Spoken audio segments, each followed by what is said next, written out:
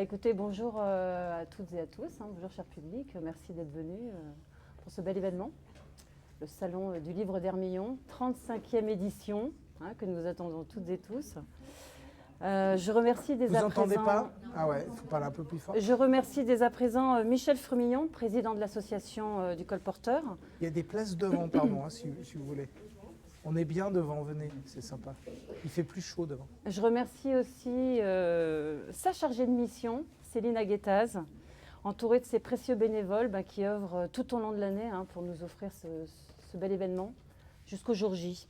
Nous recevons cet après-midi Guillaume Desmurs, journaliste, écrivain, éditeur. Mais avant de nous plonger dans son roman « Saskia », qui est un roman alpin, publié aux éditions Guérin. Est-ce que vous pourriez nous parler du Lama Projet ? Alors, bonjour à tous déjà, merci d'être là et merci de créer ces espaces de discussion qui sont importants. Quelle que soit leur taille et leur localisation, ces moments de discussion sont importants. Donc je suis heureux d'être là avec vous. Alors le Lama Project, c'est un laboratoire d'idées que j'ai créé en 2020. Moi je viens de la vallée derrière là, du côté soleil en parenthèse, de la vallée des Bellevilles. Je ne peux pas m'empêcher en fait, je suis désolé. Et donc j'ai grandi dans la vallée des Bellevilles et j'habite aujourd'hui près d'Annecy, mais je remonte encore régulièrement. Et en 2020, j'ai créé ce laboratoire d'idées parce que je commençais à voir que le modèle économique sur lequel reposaient nos stations de ski, et qui était extrêmement profitable et bénéfique pour tous. On en a tous vécu, moi y compris. Mes parents étaient commerçants, mes grands-parents aussi, donc, et probablement pour beaucoup d'entre vous c'est le cas. On a bénéficié de ce tourisme hivernal qui a été créé dans les années 60. Et aujourd'hui, on voit qu'il y a quand même plus que des signes de raté, on va dire. En 2020, c'était des signes de raté. Aujourd'hui, c'est carrément le mur qui se rapproche à grande vitesse, ou le virage qu'on ne va pas être capable de prendre parce que on n'a pas des élus assez courageux pour tourner le volant, si je résume. Donc j'ai créé s'il y a des élus dans la salle, tant mieux, on va pouvoir discuter. J'ai créé ce laboratoire d'idées en 2020 avec l'idée de contribuer à la transition, à la transformation des modèles économiques de stations de ski. Aujourd'hui, il existe avec des podcasts que vous pouvez trouver sur toutes les plateformes où j'engage des discussions avec des experts de la montagne pour essayer de comprendre que veut dire cette transition qui est extrêmement difficile à mener, bien sûr. C'est évident, mais on va être obligé de la mener, qu'on le veuille ou non, de gré ou de force, on va être obligé de se transformer. En plus, on sait le faire, on l'a fait dans les années 60, donc on saura le faire, mais encore faut-il se mettre au boulot. Voilà. Et puis, le deuxième moyen d'action de ce laboratoire d'idées sont des conférences. J'en donne une d'ailleurs la semaine prochaine au séminaire de la coopérative des supermarchés Sherpa, par exemple. Supermarchés Sherpa qui se posent des questions et qui me disent nous, on voit bien que ça bouge, on voit bien qu'on a du mal à recruter, on voit bien que la population baisse dans les communes, on voit bien qu'il y a 90%, 80% de résidences secondaires, on voit bien qu'il n'y a pas d'activité à l'année. On voit bien tout ça. Et bon, qu'est-ce qu'on fait? Comment on peut se positionner? Qu'est-ce qui va se passer? Qu'est-ce qu'on peut faire? Toutes ces questions-là qui sont légitimes, ils se les posent. Donc, les conférences, c'est une partie d'histoire et c'est ce que j'essaie de raconter dans ce livre, Une histoire des stations de sport d'hiver. C'est de bien comprendre comment se sont construites nos stations de ski et les choix qui ont été faits de développement. Et qu'est-ce que ça veut dire? De quelle façon ça explique la situation d'aujourd'hui? Parce que ce qu'on vit aujourd'hui, c'est le résultat de choix qui ont été faits par nos parents, nos grands-parents dans le passé. Il ne s'agit pas de les renier ou de les critiquer, il s'agit juste de bien comprendre. De les constater. De les constater, de bien comprendre le mécanisme. Par exemple, de bien comprendre ce mécanisme, pourquoi les communes de stations de ski, j'insiste, toutes les communes de stations de ski perdent des habitants depuis 10 ans. Pourquoi? Voilà, c'est de bien comprendre le mécanisme qui est le résultat de choix qui ont été faits dans les années 60. Et puis, dans la deuxième partie, à la lumière de cet éclairage historique, voir les tensions qui sont à l'œuvre aujourd'hui, comment on peut agir, sur quoi il faudrait agir, voilà, sans donner ni de conseils ni de leçons, parce que moi je suis qu'un humble journaliste, romancier, montagnard et observateur aussi, acteur, observateur comme nous tous. Donc voilà, vraiment le seul message à la fin, c'est qu'il faut qu'on se mette au travail, ensemble. Voilà, ça fait beaucoup de mots. Travailler ensemble. Voilà. Alors justement, Saskia, un roman, mais alors franchement saisissant. Oui, un magnifique roman d'amour que vous avez écrit d'une plume à la fois sensuelle et tranchante, qui se déroule à Chamonix. Vos deux protagonistes, Alex et Saskia, sont tout aussi attachants que déstabilisants. Quelle toile de fond souhaitiez-vous montrer dans votre roman? Alors déstabilisant, même voire un peu pénible quand même. Alex Ah, ça dépend. Ah si, ouais, vous êtes d'accord. Il est quand même un peu pénible. On a envie de le gifler à un moment, Alex. Hein, on a envie de lui dire, bon, Elle aussi un peu, ouais. Elle surtout, je trouve. Donc c'est une histoire d'amour, et vous doutez bien qu'on peut la situer n'importe où, qu'il n'y a pas plus courant que raconter une histoire d'amour. Après, la situer à Chamonix, c'était... Moi, je ne suis pas chamoniard. Par contre, dans ma carrière de journaliste spécialisé dans l'outdoor, j'ai passé beaucoup de temps à Chamonix parce que c'est un creuset d'invention, c'est un creuset d'innovation sportive. Il y a énormément d'énergie là-bas. Et encore aujourd'hui, les nouvelles générations inventent toujours des nouvelles façons de parcourir la montagne. Et j'ai toujours été assez admiratif en fait de ces athlètes, des guides aussi, et puis de cette montagne qui est quand même magnifique, hein, faut le dire. Et donc je voulais, et puis c'est une ville aussi, donc il y a encore plein de choses qui sont plus en rapport avec une vie urbaine. Donc Chamonix, c'est un lieu très particulier. Et ça me paraissait... alors il y a beaucoup de choses... Là, vous me posez des questions, on se tutoie, donc tu me poses des questions.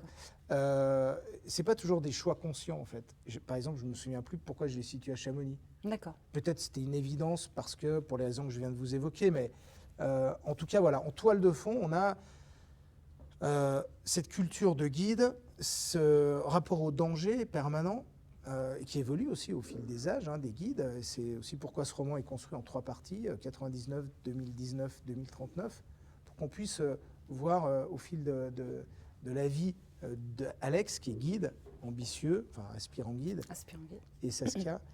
Et, qui vient d'ailleurs. Et qui vient d'ailleurs, comme beaucoup de guides célèbres ou d'alpinistes célèbres, ils ne sont pas chamoniards, ils viennent d'ailleurs.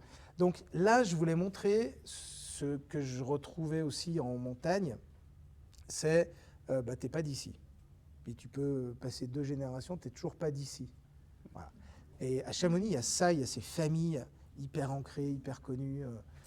Et puis il y a le fait que même au bout de 40 ans, on n'est toujours pas d'ici. Voilà, exactement. Et moi, je l'ai senti. Alors, j'en ai pas souffert parce que ça s'est bien passé dans la vallée des Belleville.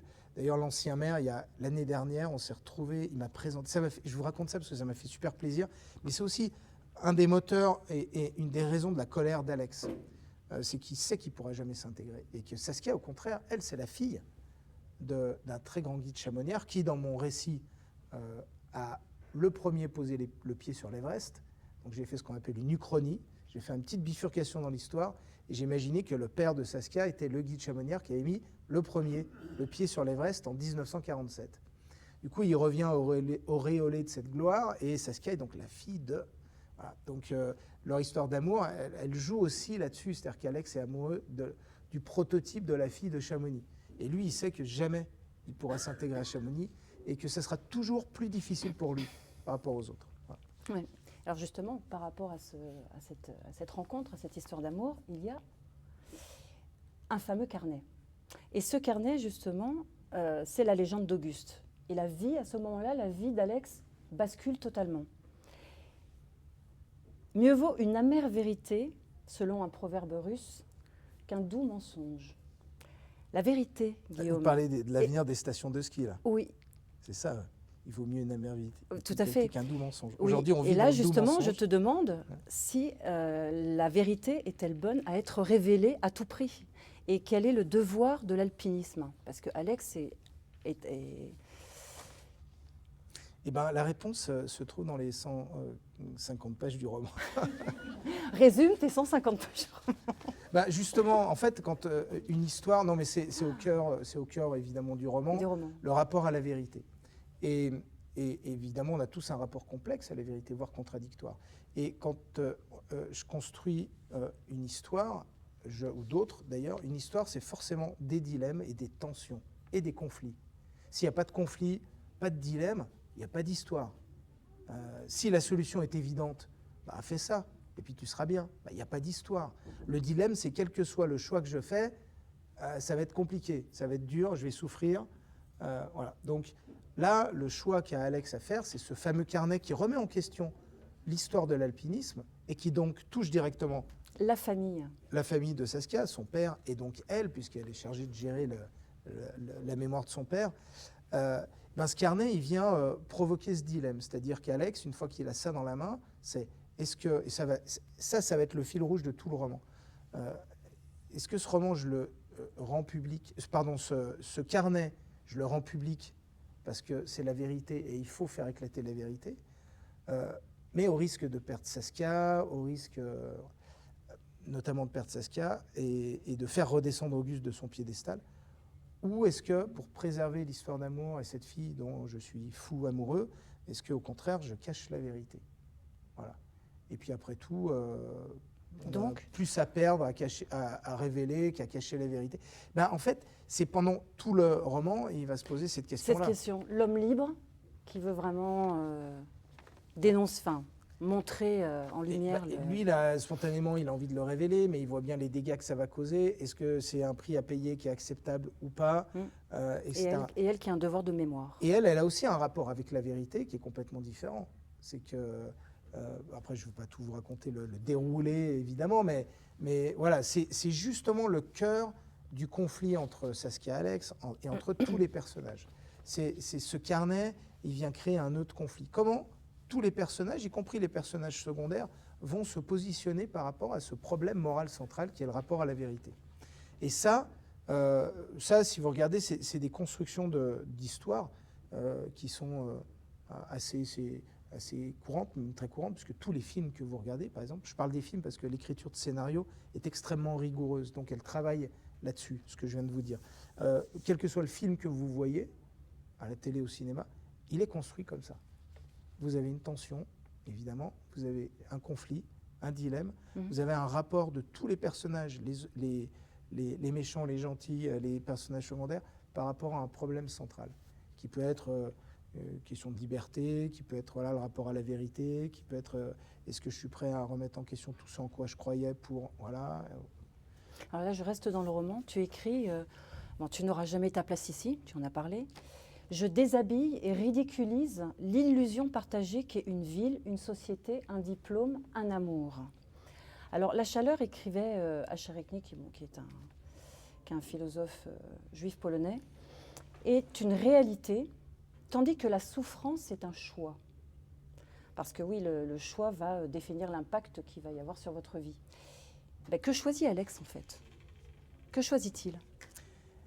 C'est un peu pour ça qu'on a envie de lui mettre des gifles, c'est qu'il a quand même du mal à choisir, Alex. Voilà. C'est un peu ce qui va le poursuivre dans les 2/3 du livre. C'est cette difficulté à faire un choix, parce qu'il voit bien que quel que soit le choix qu'il va faire, ça va être compliqué. En fait, il va jamais vraiment choisir. Il va toujours être entre... Après, là, on commence à révéler, mais c'est pas grave. C'est pas grave, on va rien vous révéler d'important, mais... on est au cœur de l'histoire. On est au cœur de cette histoire, c'est comment est-ce que, en tant qu'individu, et évidemment à travers mes personnages, et pas seulement Alex, en tant qu'auteur, je suis présent dans tous les personnages, y compris Saskia, parce que j'ai pas d'autre matière pour écrire. J'ai que mon cerveau, mon expérience, mon vécu. Donc, voilà. Et c'est aussi une façon, en tant qu'auteur, d'aller explorer des choix, des positions, des non-choix. C'est-à-dire qu'en tant qu'auteur, si j'envoie mes personnages dans certaines directions, c'est pas forcément moi le choix que j'aurais fait, mais j'ai envie de voir ce que ça fait. Voilà. Et Kundera parlait des personnages comme d'égos expérimentaux. Un personnage, c'est un égo expérimental qu'on envoie sur le terrain, et puis on le téléguide un petit peu pour voir ce que ça fait. Voilà. Donc c'est un peu ce que j'ai voulu faire aussi avec ces personnages-là. C'est moi, Guillaume, est-ce que j'aurais fait ce choix-là ou pas? Tiens, ça fait quoi de faire le choix inverse? Étirons d'ailleurs, par exemple Alex dans la deuxième partie, il a fait un choix assez extrême, c'est de rester à Chamonix. Il ouvre un blog où il critique et il révèle plein de corruption. Il révèle plein de choses sur ce qui se passe à Chamonix. Donc autant vous dire que si vous connaissez un tout petit peu Chamonix, vous allez voir à quoi je fais référence. C'est un tout petit peu voilé parce que ce n'est pas le sujet du roman, mais tout est vrai. Et donc je me suis demandé, tiens, ça serait quoi si moi, par exemple, j'avais fait une sorte de choix un peu extrême de vivre dans un camion et de faire un blog où je révèle toutes ces petites manigances. Voilà. Donc c'est ça les personnages, c'est les emmener dans des endroits où moi j'ai pas forcément envie d'aller. Et Alex, il a un peu ce défaut, c'est qu'il a du mal à choisir. Il n'arrive pas à choisir. Il n'arrive pas à choisir, ouais. Voilà. Il aimerait bien que Saskia décide à sa place, en fait. Quelque part. Voilà. Parfois, les hommes, on aime bien que les femmes décident à notre place. Mais Saskia, ça sourit à gauche. Mais Saskia, elle comprend ça. Donc, elle ne rentre pas dans son jeu. Voilà. Tu écris « Notre massif plaqué or est soumis à toutes sortes de dérives, celles des continents, des incontinents du conseil municipal. Le déplacement de l'intérêt général vers l'intérêt particulier. Alors Alex a-t-il volé le soin de parler à la place des élus, qui de ce fait contestent sa légitimité à s'emparer des sujets de la montagne ?» Là, on rejoint ce que je vous racontais sur le Lama Project, c'est-à-dire de quelle façon aujourd'hui, évidemment c'est aussi une métaphore, Chamonix, de ce qui se passe dans nos stations de ski. Et donc merci de prendre cette citation. Et oui, on vit dans des massifs plaqués or, c'est sûr, reconnaissons-le, puis soyons-en fiers, parce que c'est une fierté. Et comment est-ce qu'aujourd'hui on peut participer à ce qui semble inévitable pour le bien-être des habitants du territoire, parce qu'on parle d'habitants de la montagne. Comment est-ce qu'aujourd'hui, quelle position on peut avoir, quelle posture on peut avoir pour faire avancer les choses, en gros. Donc certains vont créer une liste, ils vont se présenter, d'autres vont créer une association plus ou moins militante, plus ou moins active, d'autres, comme moi, vont faire le choix par exemple de faire des podcasts, d'agir plutôt au niveau des idées, du partage d'idées. J'anime aussi des conférences, je donne des... Voilà. Donc chacun va trouver sa position. Ce qui m'a quand même frappé depuis 4 ans, c'est justement cette question d'intérêt général. C'est qu'en agissant comme ça, en disant, je vous prends un exemple, dans telle commune, les gars, on voit bien que les prévisions d'enneigement, c'est pas génial. Vous voulez construire un nouveau télésiège, vous avez vu combien ça coûte, ça va nous endetter sur 20 ans. Est-ce que vous êtes sûr que c'est le bon choix? Est-ce que ces 20 millions ou 15 millions qu'on va mettre là dans le télésiège, est-ce que peut-être on pourrait les investir dans autre chose? Par exemple, adapter l'infrastructure aux événements météorologiques, climatiques extrêmes qui vont être de plus en plus fréquents. Je ne fais pas de dessin cette semaine, pluie, machin, voilà. Bon. Est-ce que ces 20 millions d'euros, on ne devrait pas plutôt les mettre dans l'humain, c'est-à-dire dans la transformation des métiers, en prévision de l'effritement et de la baisse de la rente du ski? Parce qu'elle est inévitable, la baisse de la rente du ski, que ça nous plaise ou pas. Moi, ça ne me plaît pas, j'ai grandi en station de ski, c'est ma culture, c'est ma vie, ça ne me plaît pas. Mais si on est lucide et honnête, c'est ce qui est en train de se passer. C'est pas ce qui va se passer, c'est en train de se passer. Donc qu'est-ce qu'on fait avec ces 20 millions d'euros? Est-ce qu'on les investit pour inventer des nouveaux métiers, pour investir dans des futurs business? Est-ce qu'on les investit, par exemple, sérieusement pour créer de l'habitat à l'année? Voilà, tiens, vous avez les outils juridiques, messieurs les maires. Ne me dites pas, parce que je sens Jean-Pierre Rougeau au fond de la salle, oui, mais on ne peut pas tout faire. Bon, messieurs les maires, vous avez tous les outils nécessaires pour créer de l'habitat à l'année. Vous avez un PLU, vous avez des baux spécifiques. C'est une question de choix. Voilà. Donc, ces 20 millions d'euros, est-ce qu'on choisit de les mettre dans une nouvelle remontée mécanique qui, certes, pendant une courte période, et encore, on ne sait pas trop, va ramener de l'argent ou pas? Bon. Comment vous prenez la parole là-dessus? Moi, il me semble que c'est un sujet d'intérêt général, parce que c'est un sujet qui touche tous les habitants du territoire. Et, par exemple, je me suis fait reprendre assez sèchement par Nicolas Évrard, qui est maire de Servoz, et qui était à un moment, secrétaire d'État je crois qu'il avait 2 secrétariats d'État au tourisme, à l'aménagement du territoire, à la ruralité. Bref, il était impliqué. Il a notamment été très impliqué dans le plan de relance de l'État post-Covid. Voilà. C'est vous dire le niveau de sa réflexion stratégique. Nicolas Évrard me reprend quand je lui dis moi, en tant que citoyen, je crée le Lama Project parce que je voudrais me situer au niveau de l'intérêt général. C'est-à-dire, je voudrais avoir en tête l'intérêt général dans ce que je fais. Il m'a repris sèchement en me disant « Vous ne pouvez pas vous revendiquer de l'intérêt général, seul l'État peut le faire. » Alors, je me suis empêché de lui dire « Bah oui, mais vous ne donnez pas un super exemple quand même. Hein. » Bref, donc cette question d'intérêt général, elle peut aussi s'appliquer à des choses assez simples, comme par exemple les études ClimSnow. Je ne sais pas si vous êtes familier avec ça. C'est des études de prévision d'enneigement qui sont faites par des spécialistes très bons, avec des modèles Météo France.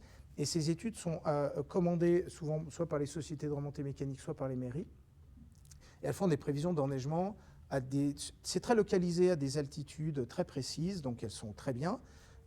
Et elles disent, en 2030, 35, 2040, 2050, voilà les prévisions d'enneigement et la capacité à skier et la quantité de neige de culture qu'il faudra produire pour compenser. Voilà.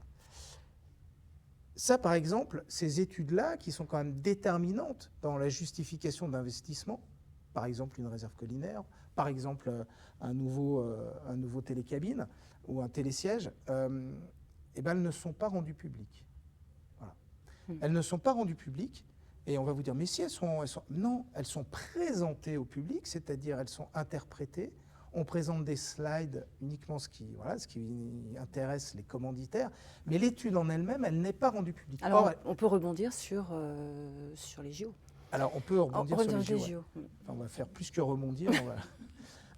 Et en plus, elles sont souvent payées avec de l'argent public. Donc, ça, c'est un exemple, par exemple, d'intérêt général. Et moi, je me bats depuis 2 ans, en parlant à DSF, Domaine-Scape de France, au maire, je leur dis, mais l'information contenue dans ces études ClimSnow, qui est scientifique et qui est bonne, revêt un caractère d'intérêt général. Tous les habitants du territoire devraient pouvoir avoir accès à cette information pour prendre leurs propres décisions. Vous êtes commerçant, vous êtes habitant du territoire, c'est important de savoir ce qui va se passer. Article 15 du Code civil. Voilà. Et à chaque fois, on me fait la même réponse. On me dit, mais oui, mais je vous jure que c'est vrai. Hein. Des fois, j'entends des choses qui sont lunaires, mais c'est très significatif. Oui, mais Guillaume, tu te rends compte, si on diffuse ces études, tout le monde va s'en emparer, va les interpréter, ça va être le bazar. C'est la démocratie, non? C'est la liberté de parole. Voilà. Donc en fait, ce qui leur fait peur, si vous voulez, ce qui fait peur dans la démocratie, c'est le peuple. C'est le problème dans la démocratie, c'est le peuple.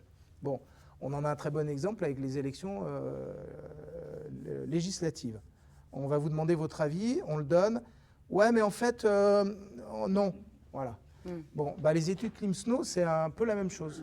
Il y a une information d'intérêt général. On a peur de la rendre accessible au peuple. Bon, moi, ça me paraît un peu curieux. Donc, ces questions-là d'intérêt général, ces questions de stations de ski, et j'arrive sur les JO, pour moi, posent vraiment la question, in fine, de la démocratie et du fonctionnement d'autres démocraties. Je considère qu'on vit en démocratie. Bon, tout le monde n'est pas d'accord avec moi. Je trouve qu'on vit en démocratie et qu'on a certaines règles. Ce n'est pas un truc absolu, la démocratie. D'abord, c'est des choix de règles, de fonctionnement, de mécaniques qui ne sont pas les mêmes selon les pays. Et puis surtout, ces mécaniques, elles changent et qu'on doit pouvoir accepter de faire évoluer les règles de fonctionnement de la démocratie avec les époques, les enjeux. Et puis la troisième chose, c'est qu'une démocratie, elle vit si tout le monde y participe. La démocratie, elle vit parce que nous, on va voter. Voilà. Si on ne va pas voter, elle meurt. Donc elle dépend de nous. Et c'est là où j'en arrive au JO 2030. Alors, qu'en est-il justement? Voilà. Qu'en est-il Qu'en est-il? Oui. J'ai envie de vous poser la question. Qu'en est-il? Qui a lu donc j'écris un livre sur le sujet qui sortira en février prochain aux éditions Guérin. Donc pareil, couverture rouge. J'ai envie de vous poser la question, qui parmi vous a lu le dossier de candidature qui vous permet de vous faire un avis sur les constructions, les investissements, les lieux où auront lieu les Jeux Olympiques? D'accord. Où est-ce que vous avez eu accès à ce document?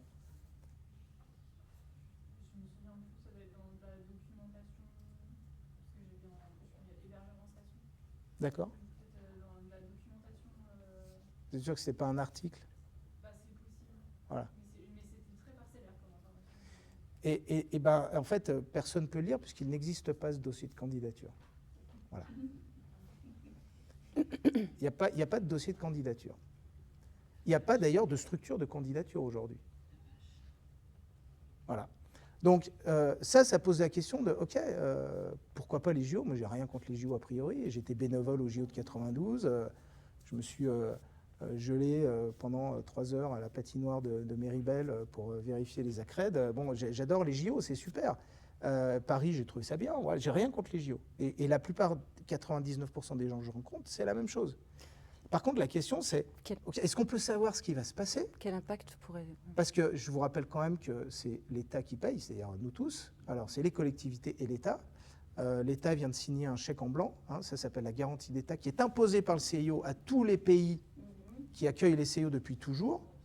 Voilà, donc je vous passe les choses que j'ai découvertes, qui ne sont pas secrètes, mais je ne les connaissais pas, sur le fonctionnement du CIO. Le CIO est capable d'imposer à un État de signer un chèque en blanc qui lui dit « Je vous incite à lire la lettre qu'a signée Barnier, Premier ministre, où en gros il dit on s'engage à payer tous les dépassements de budget et on s'engage à organiser coûte que coûte, quoi qu'il arrive, les Jeux Olympiques. » C'est ça la réalité. Donc ça pose la question de la démocratie. Et mon personnage d'Alex, lui... Mais justement, j'en reviens à Alex. Là, il dénonce, en fait, d'ailleurs j'aime bien cette expression, ce morceau de béton plein d'ego. Alors là, il parle du musée que Saskia a oui, construit mais pour son père. il y a tout un... Voilà, oui. On pourrait dire, les JO, c'est un morceau de béton plein d'ego aussi. C'est la même chose. Si tu le penses. Oui, c'est la même chose. En fait, au final, les JO, c'est une question d'immobilier. C'est juste une question d'immobilier. Voilà. Alors on enveloppe ça avec du sport, c'est super les valeurs du sport, le ski. Mais in fine, quand on regarde, alors il existe quand même, je vais jusqu'au bout, un document officiel qui détaille la candidature, c'est le rapport de la commission haute du CIO. Vous pouvez le trouver sur le net, c'est pas facile, mais vous pouvez le trouver, 100 pages. Et c'est la commission haute du CIO qui vient sur les sites, qui fait son rapport, en disant voilà comment ça va se passer, voilà ce qu'il faudra construire. Et il est paru le 14 juin 2024. Voilà. Donc là, on a plein d'infos qui sont... qui oscille entre le hallucinant, le ridicule, l'absurde et le j'y crois pas, c'est pas possible. Voilà. Mais c'est le seul document qui existe. Et dans ce document, on comprend que c'est quand même une question d'immobilier. Vraiment. Et ça m'a été confirmé par un grand spécialiste de l'histoire des JO que j'ai interviewé et qui m'a parlé des JO dans l'histoire. C'est toujours une question de business. Et le business en station de ski, c'est l'immobilier. La création de valeur, c'est l'immobilier. Voilà. Donc, par exemple, village olympique au Grand Bornand. Vous voyez Grand Bornand, station de moyenne montagne, 2000 habitants à l'année. Le village olympique, c'est un bâtiment de 700 lits qui va être construit au Chinaillon. Voilà. C'est juste un exemple, et je pourrais vous en citer des dizaines dans ce dossier. Donc, cet été, je faisais du parapente au Grand Bornand. Je discute avec les gens, vous êtes au courant? Ouais, on a les JO, enfin, on ne sait pas trop si on les a, c'est bon, c'est fait. Était-il content? Était-il content d'avoir les JO? En fait, je crois que personne n'en a rien à foutre, au fond. Vraiment. Hein. En fait, je crois que personne n'en a rien à foutre. Parce qu'on ne sait pas ce que ça. On ne sait pas où ça va vraiment avoir lieu. Oui, ça, il n'y a pas de doute, mais on ne nous a pas dit où ça allait avoir lieu. Il y a Val d'Isère, il n'y a pas Val d'Isère, il y a et puis cette candidature est tirée entre Nice et Grand Bornand. Enfin, oui, je vous rappelle quand même que tout le pôle glace, c'est-à-dire 3 patinoires, plus un centre média, plus un village olympique, aura lieu dans l'une des villes les plus chaudes de France. Voilà. Bon, bref, ça n'a pas beaucoup de sens, c'est pas très sérieux. Il y a une structure à Nice, déjà de... Oui, il est prévu, Nice c'est un autre exemple, il est prévu la construction d'une patinoire neuve dans la plaine du Var, de la transformation éphémère d'un stade de foot en patinoire de hockey, de la transformation éphémère d'une salle de concert en patinoire pour le curling, la construction d'un centre média et la construction d'un village olympique. Voilà ce qu'il y aura à Nice dans la plaine du Var. Bon, mais ça, voilà, personne ne le sait. Le Grand Bornand, ils ouvraient des yeux comme ça. Mais où est-ce qu'ils vont le construire, ce truc au Chinaillon? Allez voir en mairie, parce que le permis de construire a été déposé en février 2024. Donc allez voir. Voilà. Donc si vous voulez, si je parle de ça, encore une fois, c'est pas contre les JO, c'est une question d'intérêt général. Ça va coûter des milliards c'est des milliards, on ne parle pas de dizaines ni centaines de millions d'euros. Ce sont des milliards d'argent public qui vont être mobilisés par ces Jeux Olympiques. Avec pardon ? Alors, je ne vous parle même pas du contexte, qui donne une autre lumière à cette décision. Des milliards d'argent public, et on sait, la littérature universitaire, il y a énormément d'études d'économistes et d'universitaires sur le sujet, les retombées économiques des Jeux Olympiques sont extrêmement difficiles à calculer. Pourquoi ? Pourquoi ils sont difficiles ? D'un point de vue méthodologique, c'est très compliqué à calculer. Vladimir Andreev, c'est l'économiste un peu référent sur ce sujet-là. Je l'ai interviewé. Il a travaillé sur les JO de 68, sur les JO de 92, sur les JO de Paris. Il dit en fait, c'est très difficile d'un point de vue méthodologique de calculer les retombées. Il dit au mieux, ce qu'on peut à peu près dire, c'est que 1 euro de budget de Jeux Olympiques, c'est 1 euro de retombée. Voilà. À peu près. Et encore, c'est assez difficile à mesurer. Sans parler, on va dire, des retombées négatives, c'est-à-dire augmentation des impôts locaux, parce qu'il faut payer tout ça, hein, toutes les infrastructures locales qu'on va construire, l'artificialisation des sols, les constructions non nécessaires, la gentrification de quartiers entiers. À Briançon, il y a 1500 lits qui vont être construits pour le village olympique. Et autant vous dire que ça ne va pas devenir des logements sociaux à la fin des JO. Donc les prix vont continuer à augmenter, donc on maintient le système en place. En fait, les JO, c'est une façon de maintenir le système en fonctionnement, de maintenir les prix de l'immobilier de façon artificielle. J'ai perdu le fil de ce que je disais, mais voilà, il s'agit quand même d'un sujet qui concerne tout le monde, puisqu'on va tous payer à travers nos futurs impôts, à travers les dettes aussi qui vont être laissées, on l'a vu pour les JO de 92, des infrastructures qu'il va falloir continuer à payer. Dans le rapport du CIO, il précise que la patinoire nouvellement construite dans la plaine du Var, dans son exploitation commerciale post-JO, sera déficitaire. Okay. C'est déjà écrit dans le rapport du CIO. Ils ne l'ont pas construite, ils savent déjà qu'elle sera déficitaire post-JO dans son exploitation commerciale. Bon, la patinoire de la Plagne, elle est déficitaire depuis 35 ans. Elle coûte 150 000 € à la commune chaque année, sans parler des travaux de rénovation en 2007, 15 millions d'euros, et des travaux de rénovation de mise aux normes pour les JO qui vont encore coûter entre 15 et 20 millions d'euros. Voilà. Bon, tout ça, c'est un sujet d'intérêt général. Alex traite ça à Chamonix de la même façon, mais... Alors maintenant, on va se projeter en 2039. Ouais. 2039, après Chamonix, les JO, voilà, après les JO. Chamonix s'est transformé, s'est défiguré. Mais il y a une fissure dans tout, comme le disait Léonard Cohen. Comme ça, la lumière, elle peut rentrer. Et demain, les stations. Malgré les aléas climatiques, la viabilité d'une activité de 4 mois. Qu'en penses-tu ? Alors, je m'empêche, je m'interdis de faire une quelconque prédiction, parce qu'on se trompe tout le temps. Voilà. Chaque fois que je fais des prédictions, je me plante. La dernière prédiction que j'ai faite, c'était en 2016, et c'était... non, mais Donald Trump, vous inquiétez pas, ça va durer 15 jours, on n'en entend plus parler après. Voilà. C'était ma dernière prédiction. Donc depuis, je me dis, allez, tais-toi, concentre-toi sur le présent, c'est plus intéressant. Donc je m'empêche de dire ce qui va se passer. Je ne sais pas, personne ne le sait. Puis de toute façon, si on essaye, on sait qu'on va se tromper. La dernière partie de Saskia se passe en 2039. Et j'imagine, mais c'est un point de vue de romancier. Et j'imagine un Chamonix complètement transformé. Je ne vous en dirai pas plus. J'ai demandé à Dorothée de ne pas en dire plus non plus, pour vous conserver la surprise. Parce que les retours de lecteurs me disent que c'est une surprise qui fonctionne plutôt bien. Mais en tout cas, ce que j'essaie de faire en 2039, c'est pas du tout de la prévision, pas du tout de dire voilà comment j'imagine que ça va se passer. En revanche, on va dire entre les lignes, c'est une façon de dire il faut qu'on réfléchisse à la façon dont ça va se passer. Il faut qu'on réfléchisse à demain. Il faut qu'on se pose la question, nous habitants de la montagne, comment est-ce qu'on veut vivre demain et comment c'est quoi le bien-être demain en montagne? Et puis surtout, comment on fait face aux enjeux qu'on a aujourd'hui, qui sont documentés, qui sont clairs. Peux-tu nous donner une définition de la transition ? Alors la transition, c'est aller d'un endroit à un autre en fait. C'est le fait de bouger d'un point A à un point B. Aujourd'hui, la difficulté, c'est qu'on connaît le point A, mais on ne connaît pas le point B. Donc toute la difficulté de la conduite de changement, et ça c'est très théorisé hein, dans les domaines des sciences économiques et des sciences sociales, parce qu'il y a d'autres territoires qui ont dû faire face à des transitions. La sidérurgie, les mines, l'agriculture. Voilà. Donc nous, on a à faire face à une transition de l'ordre de territoire sidérurgique, où on a une rente unique, et on sait qu'elle va diminuer, et il faut qu'on se prépare à en changer. Bon. Donc comment est-ce qu'on conduit ça? Comment est-ce qu'on pilote ça? C'est ce qu'on appelle la transition. Voilà. Et on peut et on doit pouvoir avancer sans connaître le point d'arrivée. C'est exactement ce qui se passe aujourd'hui. Et c'est aussi ce qui fait peur et ce qui bloque et ce qui empêche d'y aller. C'est qu'on ne sait pas où on va. Mais ce n'est pas grave, on va le décider ensemble.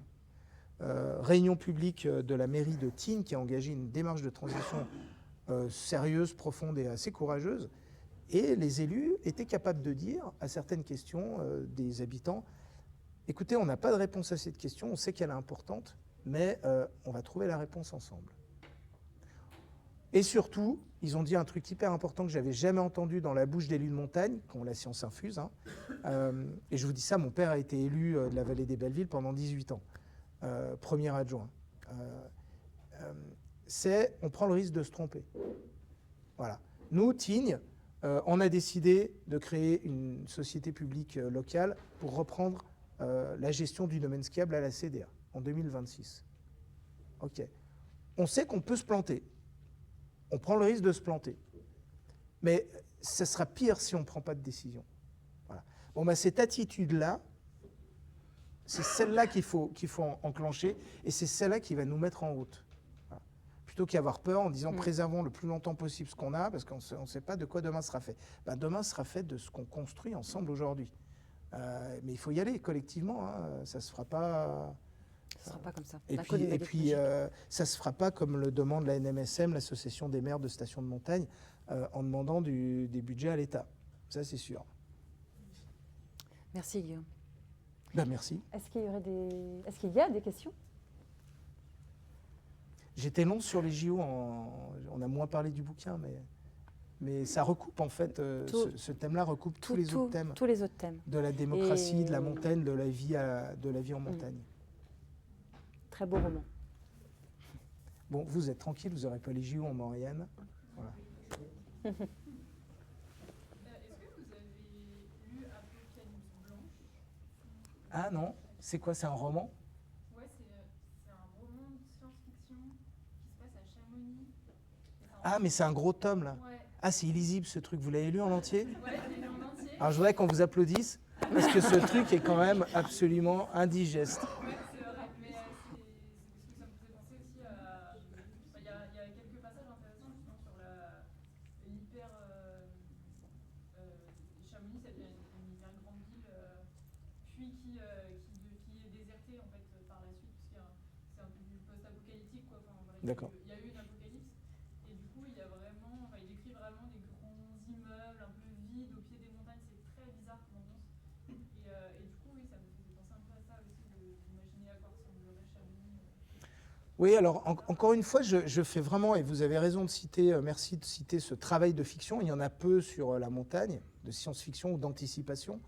Je fais très attention à bien distinguer le travail d'un romancier et le travail, par exemple, d'un prospectiviste, la prospective étant l'exploration méthodique de futurs possibles pour informer les décisions du présent.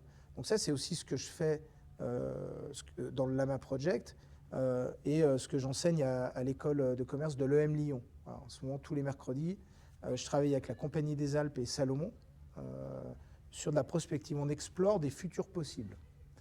Et je fais bien la différence entre les deux. Explorer des futurs possibles, c'est un côté utile et pratique au service de problématiques de business, des problématiques de développement territorial. Donc c'est très pragmatique. Ça utilise des techniques de fiction, ça utilise des techniques de narration, et c'est assez passionnant. Mais c'est au service d'une vraie problématique. En revanche, dans la fiction, on a une seule problématique, c'est emmener le lecteur jusqu'à la dernière page, et c'est nos personnages et notre intrigue. Donc ce qu'on imagine de l'avenir, dans Apocalypse Blanche ou dans Saskia, ça n'a en aucun cas valeur de prédiction ou de souhait. Voilà. C'est vraiment deux mécaniques différentes. D'ailleurs, quand j'ai écrit Saskia, je n'ai pas du tout pensé dans cette troisième partie à l'avenir des stations de ski. Ce n'était pas ça mon sujet. C'est que j'avais besoin de créer une arène assez radicale et très dangereuse, voire menaçante, pour que mes deux personnages, enfin dans la troisième partie, Se retrouve. arrivent à se dire, bon, je t'aime, ok, bon, enfin.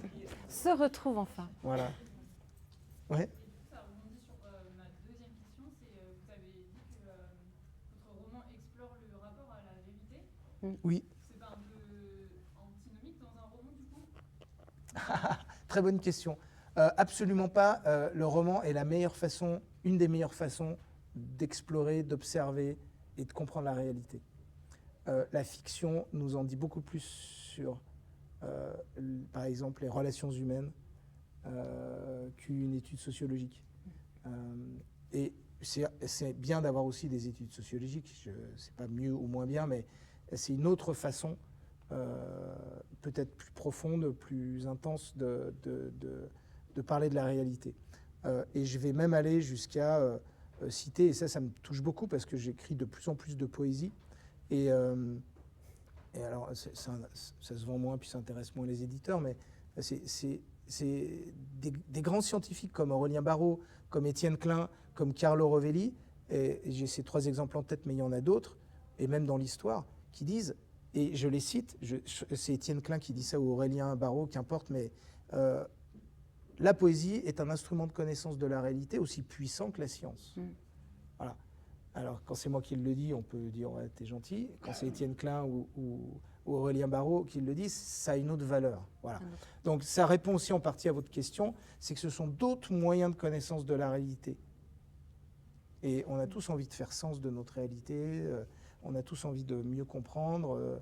Et bon, bah, ça, ce sont des outils, des instruments de connaissance de la réalité qui sont extrêmement puissants. Et c'est vrai qu'à travers Saskia, parfois, sans le savoir, on ne maîtrise pas tout. Quand on est romancier, on fait aussi confiance aux mots, on fait confiance à plein de choses. Puis notre inconscient est au travail. Mais c'est vrai que ça parle... Enfin, moi, j'en dis beaucoup plus sur la réalité, sur ma façon de voir les choses, ce que j'ai pu comprendre dans un roman que dans d'autres formes d'écriture, dans des articles de journaux, par exemple. Voilà. Enfin, si vous voulez mieux comprendre la réalité, lisez un roman plutôt que Le Dauphiné libéré, par exemple. Voilà, c'est dit. Vous avez évoqué l'habitat à l'année en opposition à l'habitat saisonnier. Pourriez-vous nous donner des pistes là, sur les descriptions de ça? Oui, alors, c'est habitat à l'année à l'opposé plutôt d'habitat touristique ou de résidence secondaire. Voilà. En fait, ça, c'est l'enjeu principal des stations de ski. Il y a un choix qui a été fait dans les années 60, c'est de développer les stations de ski avec un modèle économique de promoteur immobilier. C'est-à-dire qu'on va chercher, c'était le plan Neige, hein, Maurice Michaud, on va chercher des investisseurs, des promoteurs, Schneebelen, à Tignes, à Val Thorens, vous aviez ici en Maurienne, au Corbier, là, c'est un pianiste de jazz qui a cramé toute sa fortune pour construire. Voilà. C'est Boissonnat à Flaine, à Bonneval-sur-Arc, il y a eu un modèle un peu différent, il y a un banquier qui est venu. Donc à chaque fois, il y a un investisseur qui vient, un promoteur, et on construit les immeubles avec une logique de promotion immobilière, c'est-à-dire des appartements qui sont vendus à des propriétaires individuels qui ensuite les mettent en location quand ils ne les occupent pas. Ce choix-là qui a été fait aujourd'hui, c'est ce qui, et il continue plus que jamais, parce que ça construit partout. Hein, on a un petit jeu avec un ami, c'est quand on passe au Jet, station de moyenne montagne, on compte les grues depuis la route. Voilà. Les grues depuis la route. Au Jet, hein. Et ben au Jet, au mois d'août, là, il m'envoie, tiens, depuis la route, je compte 24 grues. Voilà. Et faites l'exercice dans toutes les stations. Hein. Voilà. Je vous rappelle que dans votre Scott l'année dernière, il était prévu la construction de 22 800 lits, nouveaux lits touristiques, dont un Club Med de 1000 lits à Valloire. Alors, sachant qu'il y a 180 000 lits dans cette zone-là, dont la moitié sont froids, c'est-à-dire occupés moins de 3 à 4 semaines par an. Et cette statistique, cette proportion, c'est la même dans les autres stations. Vous avez dans les stations de ski, dans ma vallée des Bellevilles comme ailleurs, comme à Saint-Lary, c'est même pire dans les petites stations comme Saint-Lary, Risoul, Vars, Morzine, La Clusaz, vous avez entre 75 et 92% du logement qui est constitué de résidences secondaires. C'est-à-dire, dans le Vercors, c'est pareil, c'est-à-dire de logements qui sont occupés quelques semaines dans l'année. J'ai eu l'occasion d'aller à Saint-Lary, c'était un spectacle désolant. Voilà. Désolant. Bon, et pourtant, Saint-Lary, comme la Clusaz, sont des villages de moyenne montagne qui sont très agréables à l'année. C'est pas Val Thorens. Non. Il se trouve que Val Thorens a un des taux de lit froid les plus bas en France. Voilà. C'est un peu paradoxal. Mais bon. Donc ça, c'est une première réponse. L'enjeu principal, il est là. Quand vous avez un modèle économique qui fait, comme sur la côte basque ou la côte vendéenne ou en Bretagne, vous avez 90% de résidences secondaires. Les prix montent, vous n'avez pas les moyens de loger. Voilà, bon, c'est des sujets qu'on connaît tous. Hein. Vous êtes commerçant, vous êtes restaurateur, vous ne pouvez pas loger vos équipes. Et vous avez une population qui diminue. Dans toutes les communes de stations de ski, la population diminue. Par exemple, la Clusaz ou Morzine, c'est 1% d'habitants en moins chaque année depuis 10 ans. Bon. Et là, je ne sais pas, c'est quand même particulier ce modèle économique qui provoque ce genre d'effet négatif. Est-ce qu'il est durable? Est-ce qu'on continue? Ben oui, on continue. On continue à construire pour compenser les lits froids. Et la logique, par exemple, à Valloires comme ailleurs, qui est une logique qui peut s'entendre, donc que je trouve cohérente, c'est on a des lits froids, ben il faut qu'on construise du neuf, parce que c'est plus facile de construire du neuf que de rénover de l'ancien. Il y a des incitations fiscales de l'État pour construire du neuf. On va construire du neuf pour compenser les lits froids et maintenir un nombre de clients suffisant pour faire tourner les commerces et la station de ski. Logique, ça me paraît cohérent comme démarche. Sauf que c'est une démarche à très court terme, parce que ces nouvelles constructions, résidences secondaires et constructions touristiques, à terme, ça va devenir des lits froids. Je vous rappelle, par exemple, qu'un Club Med ne possède pas les bâtiments. Ce sont des foncières, souvent des banques, qui possèdent les bâtiments. C'est-à-dire que le Club Med, quand il construit 1000 lits à Valois ou à Tignes, le jour où ça ne marche plus, lui, il est que exploitant, il s'en va. La CDA, le jour où c'est plus rentable, où ils ont envie de se retirer des DSP, ils s'en vont. Donc vous avez ces acteurs qui prennent des décisions structurantes pour le territoire, qui n'ont pas d'intérêt, en fait, à développer le territoire. Le développement du territoire, c'est le boulot du maire et des collectivités locales. Voilà. Donc là, je vous brosse très rapidement un peu pour vous dire que oui, le sujet de vivre à l'année, la capacité à vivre à l'année, c'est un enjeu clé. Et aujourd'hui, il se passe... C'est ancrer en fait la station dans un continuum annuel. Ah ben là, il faudrait trouver en fait un... C'est permettre aux habitants de vivre à l'année, c'est d'avoir des services à l'année, et donc, donc de pouvoir créer aussi un lieu d'accueil touristique agréable. Enfin, quand on va dans des lieux touristiques qui ne sont pas habités à l'année, c'est quand même pas très agréable. Donc il y a ça aussi. Tu parles dans ce livre de Zermatt, qui est... Alors, c'est peut-être, Zermatt. Alors la Suisse, l'Autriche, ils ont fait des choix différents. Voilà. Par exemple, à Zermatt, Zermatt c'est en Suisse, ils ont des règles différentes. Vous ne pouvez pas vendre du terrain, le terrain appartient à la commune. En fait, il y a 2 communes, je me suis fait expliquer ça. Je ne vais pas trop rentrer dans le détail parce que j'ai peur de raconter des bêtises, mais la vente des terrains n'est pas du tout la même que chez nous. Les terrains appartiennent à la commune, donc c'est ensemble qui décident éventuellement de vendre ou pas un terrain. Voilà.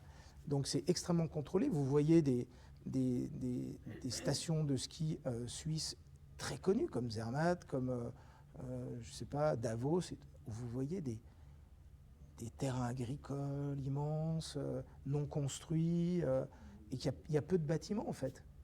En Autriche, ils ont fait le choix de développer l'hôtellerie, plutôt dans les années 50-60, qu'un modèle de propriété privée. Donc aujourd'hui, les domaines skiables autrichiens font annuellement, sur tout le pays, à peu près le même chiffre d'affaires que la France. 1,2-3 milliards d'euros de chiffre d'affaires pour les remontées mécaniques. Sauf que les Autrichiens réalisent ça avec 2 fois moins de lits. Voilà.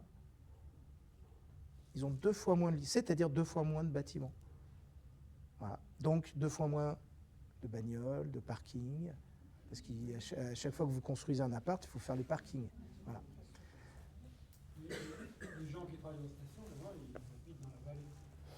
travaillais à Valois, on a acheté à Saint-Michel. Avant, on était au Jet, je travaillais au Jet, j'ai acheté à Saint-Jean-d'Eau.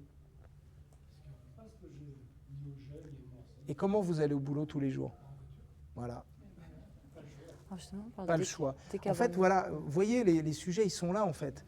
Ils sont là et on est capable de les traiter. On a tout ce qu'il faut d'intelligence, d'expertise, d'argent, d'outils réglementaires pour solutionner ces trucs-là. C'est juste une question de choix. Il y a plein de gens brillants dans toutes les stations. Moi, par exemple, je bosse beaucoup avec la Compagnie des Alpes.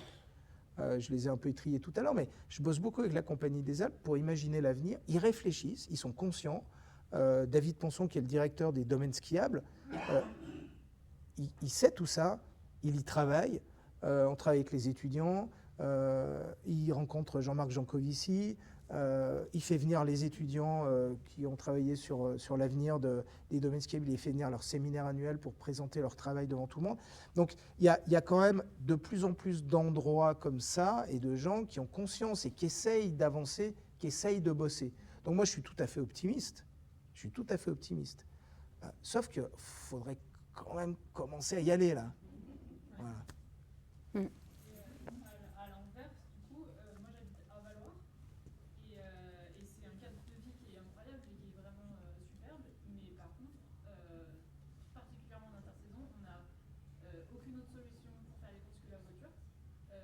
Des transports qui sont pas très fonctionnels et hors de prix pour descendre dans la vallée et très peu de services en fait. Non, parce que le modèle économique, il repose pas là-dessus. Je vous rappelle que le modèle économique, il repose sur 4 mois d'activité, mi-décembre, mi-avril. Il repose sur un modèle économique de tourisme de masse, c'est-à-dire une concentration de flux de touristes concentrés dans le temps et dans l'espace. Donc vous avez une énorme bande passante, routes, parking, immeubles, tout ça, sur un temps très court. Le reste de l'année, il n'y a pas besoin. Donc c'est fermé. Le modèle économique, il n'y a pas besoin de commerce à Valois. Ça ne sert à rien. Par contre, de mi-décembre à mi-avril, il faut qu'ils y soient. Et je parle de Valois, mais c'est toutes les stations Toutes les pareilles. stations. Donc en fait, c'est un effet logique, une conséquence logique du modèle économique. Les transports, évidemment, les transports, les liaisons en bus, c'est pas prévu pour. Enfin, c'est même pas prévu pour les touristes d'ailleurs non plus.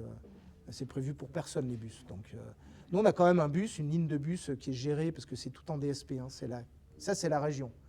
La région, elle a très souvent, elle reprend la compétence transport, qui peut être de l'autorité des communautés de communes. Elle reprend la compétence transport qui regroupe le transport des personnes à l'année, donc touristes, habitants et transport scolaire. Et elle fait un appel d'offres et elle donne ça sous forme de DSP, c'est-à-dire délégation de service public, à une société privée qui va gérer telle ligne pour tel budget, avec un peu tel... voilà. Et bien nous, on a une ligne entre Annecy, la gare d'Annecy, la Cluse à Grand-Bornand, une ligne de bus, je peux vous en parler, parce que j'habitais le long de cette ligne de bus, les enfants adolescents qui essaient de prendre le bus, donc je peux vous en parler, et les histoires sont similaires à Avoria, sont similaires à Moutier, à Bourg-Saint-Maurice, c'est partout la même histoire. Bon, bah, cette ligne de bus aujourd'hui en 2024, qui est gérée par Transdev, c'est une filiale de la RATP. Dans cette ligne de bus, déjà il faut 2 heures pour faire Annecy-Grand-Bornand, par exemple. Il y a le même nombre de bus l'hiver, l'été, à peu près. Pour faire 5 bornes, ça coûte 3,50 €. Bref. Vous ne pouvez pas acheter le billet sur Internet et vous ne pouvez pas payer en carte bancaire dans le bus. Voilà. On est en 2024, il faut arriver avec des pièces. Voilà. Puis si vous avez un gros billet de 20 €, il ne prend pas. C'est 10 € maximum. Voilà. Ben ça, par exemple, c'est des trucs qui sont très concrets, vous avez raison de le dire. Et ça ne change pas, c'est toujours pareil. Voilà. Pour faire un aller-retour en vallée, depuis Valois, moi, ça me coûterait 30 €. Oui, 15 €. ouais, c'est 15 €. De Valois, Voilà.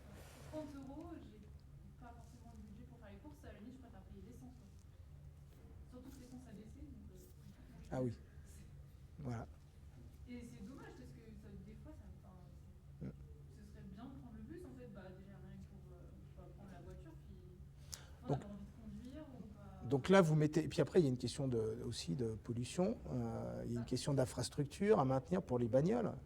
Donc là, on met le doigt sur les sujets clés. C'est la vie à l'année, c'est-à-dire la capacité à se loger à l'année et à travailler à l'année. Donc il faut une économie aussi qui fonctionne à l'année. La mobilité, la mobilité dont on sait, parce que c'est inscrit dans la loi française, loi résilience climat, qu'on va devoir décarboner l'économie à horizon 2050. Et donc ça passe principalement par le transport. Le transport, c'est 60-65% des émissions de CO2 du modèle économique d'une station de ski. C'est le transport pour venir en station. Donc habitat à l'année, donc l'immobilier, le transport. Voilà, là on a les 2 sujets clés.